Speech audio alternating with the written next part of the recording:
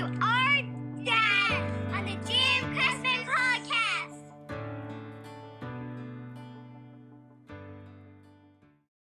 With me today on the podcast, Ivan Doroschuk of Men Without Hats. Ivan, pleasure to have you on, my friend. Thanks for having me. So, just before we started talking, I mean, you guys are still active. You're out playing festivals. You're doing drive-in shows. You're doing shows regularly. But probably most of your interviews center around some of your musical accomplishments that happened 30 or 40 years ago. Does that ever get fatiguing for you? Not at all. Not at all. I get asked that, and I answer every time. I love talking about it. I love playing the song. I feel like a cultural ambassador for the song. Sometimes it's feels bigger than me, and I feel like I go around the world presenting it as a historical artifact. It smiles on people's faces. I mean, the impact that safety dance had on culture can't really be underestimated, and it lives on not only globally but intergenerationally. You know, we've seen versions of it pop up on Glee, The Simpsons, Beavis and Butthead, Family Guy. It's just, I mean, you obviously had expectations for this song, or you wouldn't have released it. But did you ever imagine that it would do what it's done? No, no. It's I'm truly blessed with what's going on. It's definitely a generational thing going on. We play shows now, and like you say, people are bringing their children and their grandchildren to see us, and it's really amazing. And I guess it's a message that still touches people. I guess you can dance if you want to, And that's what a lot of people don't understand about the song, because there was a lot of hypothesis around what the meaning of it was when it came out, and everybody was, you know, sort of pontificating and giving it their spin. But as I understand it, it's sort of an anthem for slam dancing, which was something you were a fan of when not a lot of other people were. yeah, And you know, you were ushering in the mosh pit movement that really became hot in the '90s, right? And yeah. it's sort of born out of that idea of letting the music move you the way that you feel right to move with it. Exactly. There was no. People were surprised by the video as well when I showed up as a medieval Pied Piper, and everybody was kind of expecting a guy dressed in zippers and pointy hair, and you know, it was just a message that said, you know, there's no uniform to like this band either. There's no, it's total freedom of choice. And yeah, that was a true story. It was getting kicked out of. It was the dying days of disco, and we were getting kicked out of bars every time the DJ would put on Blondie's Heart of Glass or B-52's Rock Lobster, and we'd get up and start pogoing, and they thought we were fighting. So it was understandable. It was. Yeah, back to the video. I think that's one of the things that makes it timeless, is that you put a genre spin on it by setting it sort of Yeah, in this medieval era, no doubt. almost like a western, right? Where like you Exactly. can watch a western today and you get that it's a period piece. And where did the origin of that concept come from for the video? Like, what was the brainchild behind that? Obviously, it was you, but why that direction? It was funny because it was the days, you know, be pre-internet, and the director Tim Pope was in England, and he and I exchanged letters, and we each sent each other our a script basically, and we received them at the same time, and it was the same script. He had written, you know, the same thing I had done with it, almost the same kind of you know, scenery, and it was really freaky almost. Great minds And think alike. I guess so. And he when I got there, it just seemed really normal, natural. I could see in my mind what it was going to look like, because it just seemed a real sort of natural thing for me to be doing. It was and it was that, you know, the timelessness of it. It was the fact that you can watch it now, and you can't put a year on it, you know, except Yeah. if you know, obviously if you know the song you can, but just watching it makes it timeless. I was showing it to my daughters the other day. They're 7 and 9 years old, and they were just riveted by it. And now we do these morning workouts before they go to school in my home gym, and every morning it's can we can we work out to safety dance? Safety dance. That's over and over and over again. They want to hear that song. So it's just one of That's those great. songs too that doesn't have a lot of fatigue to it, and people don't get tired of it. One of the things that I also found really interesting about your story is the fact that you were turned down by a lot of domestic labels here in Canada, Hmm. and you really broke globally before you were accepted in your home country. Yeah. How did that reconcile with you at the time? Well, it was just, we were happy to get. We knew it was going to be hard. It was a new kind of music. It was, everybody was doing it. There was a lot of bands out there at that time. So just getting a label and getting an English, a British label was for us kind of, it was cool. It was, we knew that Canada was a smaller market, that there weren't that many labels in Canada. So, but yeah, you're right. We were the record was being sold. Our first album was sold as an import before it was picked up domestically. And Costs a lot more for Canadian consumers that way too, probably, right? exactly. Yeah.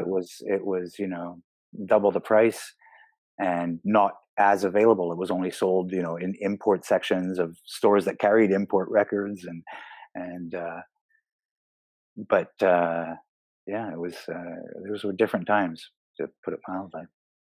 And so you broke globally. You have this massive hit.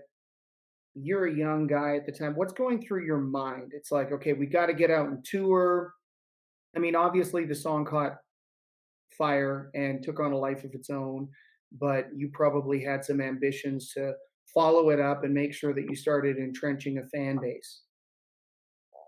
We were in studio. We had, before it broke, we had already, gotten back in the studio. We were halfway through our follow-up record, and we were stoked. We thought, making the top 40 with a couple of songs in Canada was awesome. Like, and getting a label to finance our second record, awesome. We were like, we were on top of the world, and we were, so when it hit, we were like, wow, we were taken by surprise, obviously. But we were yanked out of studio and put in a tour bus, and we just toured for the next 2 years.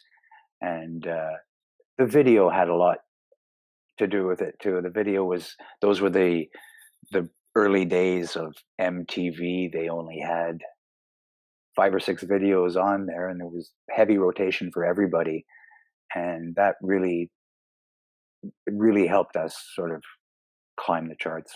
Yeah, MTV was instrumental in connecting the sound with the band, with the brand, with the look. I mean, there's really never been anything like it. In modern times, obviously, there's TikTok and there's YouTube and Yeah, other social media pieces that people utilize, yeah, and I think that's given artists direct access to the marketplace, so they don't necessarily need the middleman of the label. But at that time, there was no better star system that that was the could have only. It been was born than yeah, MTV. it was the only game in town. Basically, it was that was it. There was MTV, and no, the video was just to be able to reach that many people too. It was a worldwide thing, and just the reach of MTV was definitely a factor in the success. So there's always this moment with artists who have a global hit, who I think really start to understand their impact internationally. When was that for you? Were you playing a show in Norway or Sweden when suddenly you were like, "Holy shit, people over here just love this song and they love us." Mm. Yeah, well, it's we've been to South Africa and Australia too, and it's like it South America, going, playing in Peru and seeing people, flip out and know all the words, and so it's quite amazing. I mean, Amazing that people know the words and can sing along in predominantly non-English speaking countries too. exactly. It's It's just such a wild phenomenon when you see that happen. So, a big cross section of our audience are artists and musicians and people who are developing their craft. I thought I listened to an interview you did about Pop Goes the World, and I thought you had some really great insight in that interview that would be applicable to our conversation. It was originally written as an instrumental, and you sent it as part of a demo package to your A&R guy at Polygram. I think Derek Schulman, is That that was his it. name? Yep. That was his name. And he came back to you with some feedback that I think many people would have a hard time digesting emotionally. But you took it to heart. You took the advice, and then you ended up with another monster hit. So tell us a little bit about that story. Yeah, that's what happened. I sent him a demo, and "Pop Goes the World" was the last thing I had written, and I intended it to be a little thing like Popcorn or Telstar, one of those instrumental things, and that's exactly what he told me. He said, "Scrap those other songs, take that little instrumental, write 10 more songs just like it, and then we'll start talking." And the fact that he was not only the vice president A&R of one of the biggest labels in the world, the fact that he was the former singer, lead vocalist for the band that I had grown up listening to, Gentle Giant, and that he was in a band with two of his brothers, the same way I had been in a band with two of my brothers. We really connected, and I kind of just had this trust for him. He was, I don't know, he's 10 years older than me, like kind of like a big brother who had gone through exactly what I had gone through. And I just I just trusted him, and I I just started working on this on what became Pop Goes the World, and that was it. It's amazing, and I don't think that this can be said enough how important it is to have great rapport, reverence, and for your team to have credibility with you as an Mhm. artist, right? It is really hard to give somebody advice as an industry person if they think you're full of shit, or if they think that they can't trust you because the rapport just hasn't been established yet. And and so seeking out people throughout your career that you felt had your best interests at heart and were willing to tell you the things that you needed to hear in order to improve rather than things that you wanted to hear. How Mhm. important and foundational has that been to you? It's it's been very important. It's also part of the process is growing up. That's when you're young. 40 years ago, I wouldn't, have acted the way I'm acting now, and it's How the life. so? Well, like back then, it was all about what's coming next, the new thing, the new songs that I would have had a hard time. I remember going on tour for Pop Goes the World and playing a club in the States. I forget where it was, and they were saying the band that gave you Safety Dance, like that's how they were promoting the show, was with the Safety Dance, and I was outraged. I was At that point, I was promoting Pop Goes the World. How dare they talk about Safety Dance when we're all about Pop Goes? I just didn't get it. And now I'm older. Back then it was more of it was almost like professional sports being in a band. When you're in a band, it's like there's a competition. There's for the top 40. There's only so many slots in the top 40. There's only so many clubs you can play at. There's only so many tours to headline. There's only so many bands to open up for. There's only so much money people have to spend on records. They can't buy them all. It's a competition. The way it is now, it's the way we're approaching it now is it's a lot different. I don't feel I'm competing with anybody anymore. I've kind of done my competition, and like I said, I'm I'm going around presenting a historical artifact and trying to put smiles on people's faces is my main concern now. Yeah, I Not think fun. it's still a very competitive landscape, but It is. it's It is. it's great that you've gotten to that place where you can be grateful and you Mhm. can soak in the reverence that people have for you and your career based off of some of these massive global hits that you've charted over the years. Because you're right that we can all get caught up in this what's next mentality, right? And how do I better my previous achievement, which I understand, and I think that there's some utility to that. Mhm. But it can also resign you to a life where you are perpetually unhappy, unsatisfied, and unfulfilled. Like now we tour now. It's a best of Men Without Hats. That's what you're getting, a greatest hits Men Without Hats show. And I love it. I love revisiting my catalog now. Whereas the earlier tours was all about playing. I realized now that I was playing mostly music that people hadn't heard before, people couldn't relate to, and I thought I was doing them a favor. And so But they just wanted to hear those big hits. they just wanted to hear the hits, and I would get, they would scream out hits, and I would get mad. I remember getting mad as a young performer that how why don't they want to hear my new stuff? It's so much better, you know. And so when did the switch flip for you on that? Because that would have been a big. Oh, it's a slow burn. Was it? Yeah, I mean, it would have been a major ego check, right? To get to this place where you're like, okay, what I have to do is give my consumers, my customers what they want, or they're going Mhm. to stop showing up, right? No, Like, I wish I would have understood this a lot sooner. did you have people around you in your career, managers or anybody at the time who gave you that advice, who said, Oh hey, yes. listen, like, Oh people yeah. want to hear the hits, man? Yeah. Yeah. And they do, and they want to hit. They want to hear. They like safety dance, and they want to hear something that sounds like safety dance. They want to hear. They they like that feeling. You know. Yes. And I didn't get it. I didn't. I had other projects. The band ended up like a grunge band. I mean, with Sideways, there wasn't a keyboard on the whole record, and I realize now that maybe I should have kept Men Without Hats, and done other projects under different names, and maybe done some exploration under different names. But it's all good. It all happened.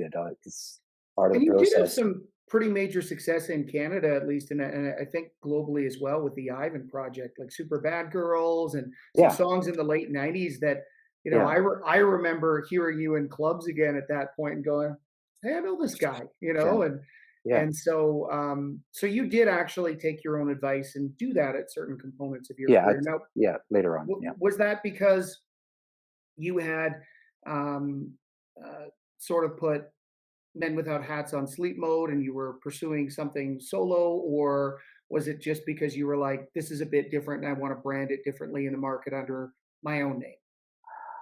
I guess it was a combination of a lot of things, but I wanted to break from Men Without Hats too, and it was something that I did all by I did completely on my own. I didn't rely on any brothers for that project, or anybody that I'd previously worked with in Men Without Hats.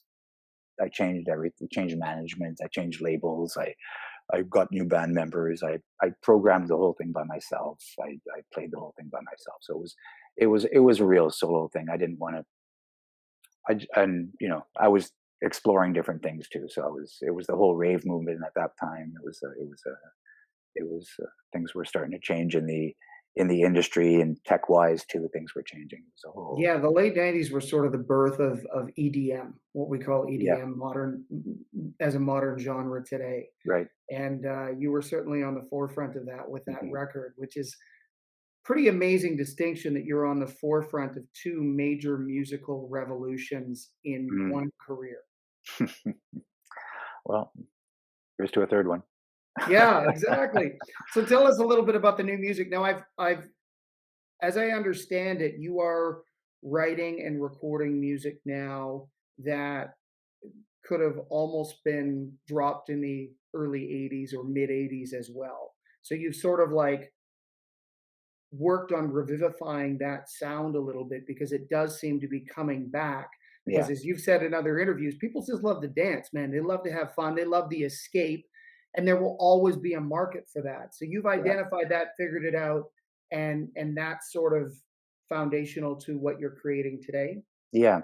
We've got a new record coming out. It's called Men Without Hats Again, parts one and two. And the part one is being released as we speak. It's the first single is out.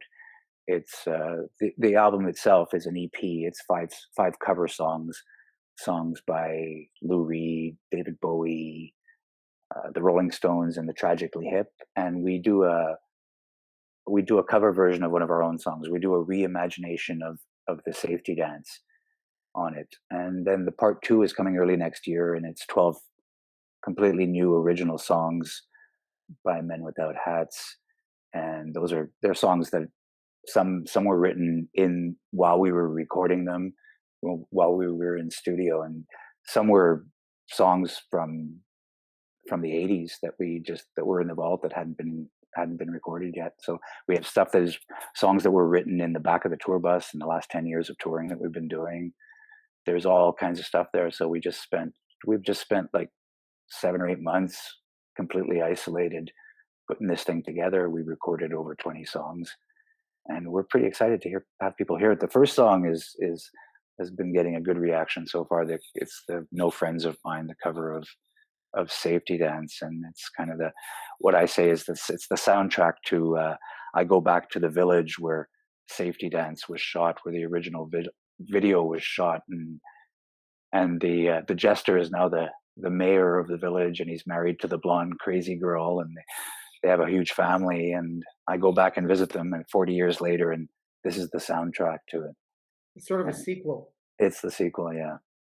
Yeah, And the great thing about that video and that song and that the message behind it was that it preceded the hashtag Instagram you are enough, hashtag love yourself, like mhm, these cultural movements that we've seen, that I think are largely positive, right? That have sort of infiltrated the youth. I mean, yeah, that song and this reimagined version are really a testament to individuality and the importance of connecting with authenticity within yourself. And so do you ever does anyone ever talk to you about how that song maybe influenced them to take ownership and become more themselves, or like do you ever get that sort of feedback from fans or from industry people all these years later? I do. People get in touch with me all the time and tell me, what that song means to them, and how they connected with the message, and how it still vibrates inside them. And that's what it is. It's about, listening to yourself, and following your heart, and not succumbing to peer pressure. And it's a hard thing these days, especially in this age. I can understand now what the guys who came before me, the '60s musicians, what they thought of us. Like, who are these guys? Like electronic keyboards and no drummer, and like, what is going on? And that's not music. And so I have to sort of catch myself when I'm thinking of the new generation and all that they're going through too. I have to sort of take a step back and learn to sort of appreciate what's going on, and learn that it's uh it's complicated. It's complicated. What are some bands that have come along in the last 10 years that you actually are a fan of personally and you enjoy their music? Oh, there's quite a few. There's off the top of my head, who would I say? I'm trying to be real here, so I don't really. If it's Yeah, not coming, it's not if you need coming. to scroll through your iTunes, that's okay. Yeah. No, I No, understand. I listen to it. I listen to all kinds of things. I don't really favor anything over Any anything particular else. genre that you enjoy now that's come along, say, in the last 10, even 15 years? I enjoy going back and rediscovering bands that I missed from Right. from the '70s. That's kind of what I enjoy doing, and just going and digitally or virtually crate digging mysterious '70s bands that I missed. A And little bit of musical archaeology. exactly, and that's fun to do online. That's always a good time consumer. So one of the formats that my company has been really entrenched in the last decade in our existence is country music, and country music has seen a real shift in terms of sound, in terms of the amount of material culturally and societally that they feel brave talking about now. What's your exposure to modern country these days, or your thoughts on it? Well, actually, when in the during the '90s, and a bit after, I took some time off. I took a huge break. I was a stay at home dad, And when I decided to get back into it, I decided to do a country record. That was my first sort of foray back into the whole thing. And I really enjoy country music.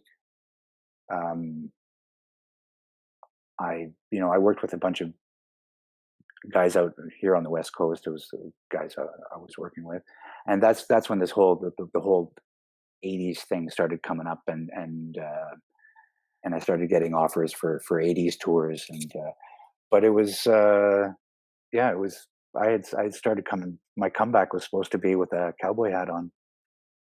I actually did not know that, Yeah, surprisingly enough. But what what spoke to you about the genre? Like, what was it that resonated? Because I've always believed that one of the appeals of country music is that it's lyrically driven, and that it is it's not focused as much on the production. The modern country certainly is yeah, more production yeah, focused, but one of the reasons why I fell in love with country music in the '90s is it told these stories yeah. about archetypes that resonate with all of us. What was your experience, and what drew you to the format? That was basically it too. It was the stories. I'm a big Elvis fan too, and so it was. I was just drawn by that whole thing. I mean, those the early country people. Each one of them was like it was just kind of just like the stories of their lives was they could just sit around and write songs about themselves, and it would be over the top. It was that's just how it seemed to be. But yeah. Do you do some co-writing these days? Like what fills your creative soul these days at this point in your life? Other than obviously touring and getting out and reconnecting with your audiences, Mhm. what are you doing daily that really helps fill that part of you up? Well, right now I'm working on a record with my brother Colin, who who helped me produce the last Man Without Hats record. So now I'm going to help him produce his. He's doing a collection of French Canadian songs, French Canadian poets that he's put to music, and we're going to be doing. I'm going to be singing some of them, and he's got a lot of Quebecois artists that are going to be singing the songs too. So that's what we're working on. That's our day to day for the next couple of months. The uh the Quebec marketplace is so it's not quite the right word, but nationalistic. They really support their own in Quebec, Oh and yeah, if you make an effort as a predominantly English artist to get into that market by performing something that feels authentic to them, they will eat it up. And the consumption in Quebec almost equates to what you can get in the rest of the country. hmm It's pretty wild. It's a yeah. No, really strong market. the star system is very well developed. We get invited quite often coming from there, so they know our story. We played, we did Star Academy as one of their big show. It reaches millions of viewers, and it was a big thing. We had to go there. There was 3 days of rehearsals with dancers and all kinds of stuff. So it's a big thing. That's one of the things in Montreal. That's one of the interesting things in Montreal is the English. I said this before, but English music scene is quite small. Actually, it's comparable to the size of the Hamilton music scene.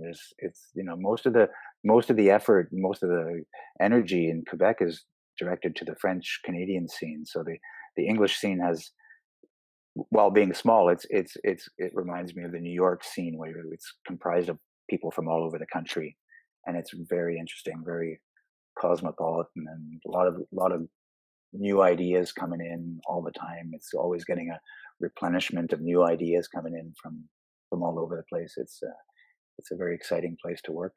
Yeah, it's a creative nucleus, Yeah, right? Like for sure. I mean, the innovation that comes out of Montreal and the greater Quebec marketplace, pretty incredible to bear witness to. And you live in Victoria now. What mhm. brought you westward?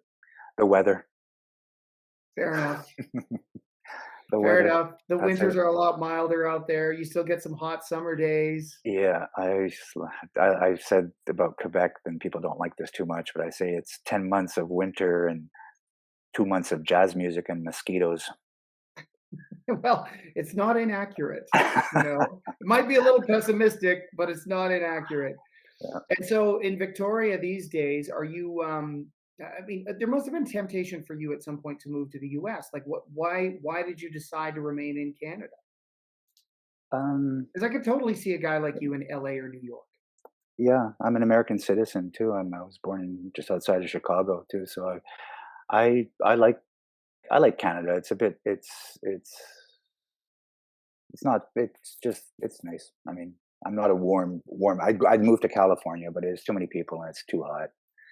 I like Yeah, it here. traffic is a bitch. Yeah, it's I can Yeah. do the beauty of of our world is that you don't have to be any particular place. You can be wherever you want, really, and you know that's kind Yeah, of what's going on. there's no forced geographic location for creativity. No, There are some epicenters, in country music. Nashville, you probably should get to Nashville every now and then if you're a country artist, because the best writers are there, the best producers are there, the most opportunity to network is there. In your world, obviously, LA, New York, parts of Europe. But you're right. If you are born to create, which you evidently are, you can do that in the place where your heart is yeah, happiest, yeah, right? oh yeah. So what fills up your day besides all of this dedication and infatuation with music? What else are you into? Well, I live right on the beach, so walking along the Pacific is takes up some time too. And I'm very fortunate. We're blessed here in Canada that we have such a great country from one end to the other. It's just a beautiful, beautiful place. It's one of my favorite things to do is drive across Canada, and it's just so gorgeous, and we're just so lucky to be here. What are some parts of Canada that you find beauty in that you think other people maybe don't appreciate or understand the beauty of? Oh, I don't. I love like the like in Ontario, the north of the lakes, just driving over there, like The Canadian Shield? yeah, just like through. It's just just gorgeous, just gorgeous. Every part of Canada is just so beautiful. The Maritimes are gorgeous. Quebec is Ontario. It's just the prairies are gorgeous. The Rockies are gorgeous. And, it's just such a. But the states is like that too. You tour the states, and although it's like stretched out, Canada's kind of condensed version of the states, so it's kind of cool. So it's Yeah, it's funny. I grew up Western Canada, grew up on the prairies, Alberta, and whenever you think Ontario, you think Toronto, mhm. right? That's just sort of what comes to mind. And you think concrete and skyscrapers, and then you drive through the Canadian Shield, through Thunder Bay, and down through Sault Ste. Marie and Sudbury, and it's just absolutely stunning. And you could absolutely feel like you were in the middle of British Columbia, Yeah, yeah. when you're up in northern Ontario. It Oh really yeah. is spectacular. Yeah, Yeah. no, it's great. It's and these are things that, in Quebec, one of the sort of unfortunate things is that it wasn't sort of publicized. Canada doesn't get publicized too much. So we toured, for just for economical reasons, we toured eastern coast of the states before we went across Canada, and played in New York before we played in Toronto, and but once we started going across the country, boy, it's a gorgeous place. How long did it take for your fan base up here to catch up with what was happening in the rest of the world during the heyday, the early and mid '80s? Was it almost instant? Yeah, it was the core fans were right on it. They're always and they've always been there, and they've always been promoting more than they've always been telling people to get deeper into the catalog than just the top song and stuff like that. So they've been really great. I have a great bunch of fans. They've been really supportive, and it's just been I've been blessed. Have you toured some of the tertiary markets, the secondary markets in Canada, some of the smaller towns and cities? Well, when we started, that's all we did. We'd go head into Ontario and just go round and round and round, until it got too cold and we had to go home. And that was, those were the days. That was just there was a big market in Ontario, and just try and poke our way every time we'd go, and we'd try and poke our way west a bit further each time. but the first time I actually got here to Vancouver Island was on tour. Was And you being on. fell in love with it Oh yeah, yeah. right away. Yeah, it was just. Do you remember where you played? In here, we played in Victoria. The first time we played here was at the Strathcona Hotel, Okay. and it was actually the first place when we started up. I don't know, 30 years later, it was the first place we started at too. It was kind of really, really weird because it was the last show we did on the Sideways tour in 1991, and then I started up again in 2000, I think 2011, and that was the first place we played. That is wild. Yeah. Full circle. Yeah. Well, I appreciate you taking the time, man. I'm really excited to see what happens with this new record. When is it looking like it's going to drop?